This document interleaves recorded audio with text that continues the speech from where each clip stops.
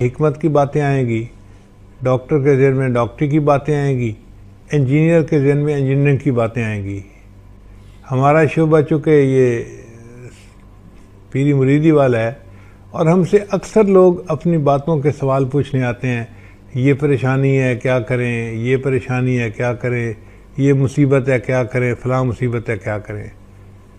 تو میرے ذہن میں یہ بات آئی کہ امام بخاری رحمۃ اللہ نے اس حدیث کو سب سے آخر کے لیے جو چنا تو اس کی وجہ یہ تھی کہ تسبیح کے پڑھنے سے اللہ مصیبتوں کو ٹال دیتے ہیں، اور اس کی دلیل دو ہیں۔ پہلی دلیل یہ ہے کہ اللہ تعالیٰ قرآن مجید میں یونس علیہ السلام کے بارے میں فرماتے ہیں فَلَوْلَا أَنَّهُ كَانَ مِنَ الْمُسَبِّحِينَ، اگر میرے یونس علیہ السلام اللہ کی تسبیح بیان کرنے والے نہ ہوتے لَلَبِثَ فِي بَطْنِهِ إِلَى يَوْمِ يُبْعَثُونَ، تو اللہ ان کو قیامت تک مچھلی کے پیٹ کے اندر ہی رکھتے، کیونکہ انہوں نے تسبیح پڑھی اللہ نے مچھلی کے پیٹ سے نکال دیا۔ تو بھئی انسان بھی تو مصیبتوں کی مچھلی کے پیٹ میں پھنسا ہوتا ہے، کوئی بندہ قرضے کی مچھلی کے پیٹ میں پھنسا ہوتا ہے، کوئی بندہ کسی اور مچھلی کے پیٹ میں پھنسا ہوتا ہے۔ تو جب وہ تسبیح پڑھے گا تو اللہ اس مصیبت کی مچھلی کے پیٹ سے اس کو نکال دیں گے اور مصیبت کو دور فرما دیں گے۔ اور دوسرا یہ کہ ان سعید رحمۃ اللہ فرماتے ہیں کہ بلغنی مجھے یہ بات پہنچی ہے ان عمر جلد رجلا یوم، ایک دن عمر لانوں نے ایک مجرم کو کوڑے لگوائے، اور کعب رضی اللہ تعالیٰ عنہ اس کے پاس موجود تھے۔ یہ بڑے عالم صحابی تھے، قاضی تھے، وہ بھی موجود تھے عمر لانوں کے پاس۔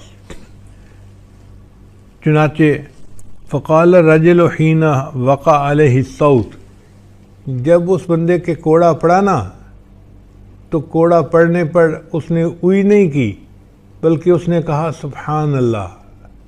یعنی اس زمانے کے مجرم لوگ بھی ایسے تھے کہ ان کی زبانوں سے پوٹ پٹانگ لفظ نہیں نکلتے تھے۔ اس کو کوڑا پڑا اور کوڑا کھا کے اس نے کہا سبحان اللہ۔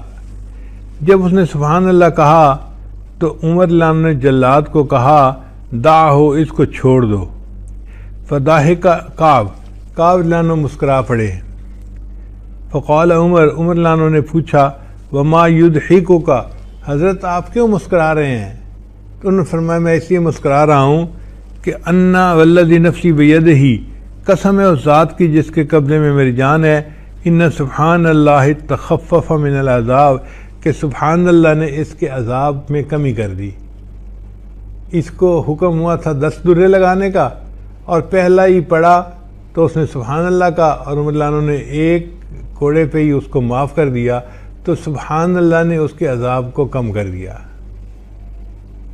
اس لیے امام بخاری رحمۃ اللہ نے آخری حدیث یہ اس لیے بیان فرمائی کہ طلباء طالبات پڑھ کے مکمل کر کے تعلیم اپنے گھروں کو جائیں گے، ان کی شادیاں ہوں گی، پھر ان کو پریشانیاں ہوں گی، جو مرد ہیں وہ کام کاروبار کریں گے، نوکریاں کریں گے، جاب کریں گے، مصیبتوں میں پھنسیں گے۔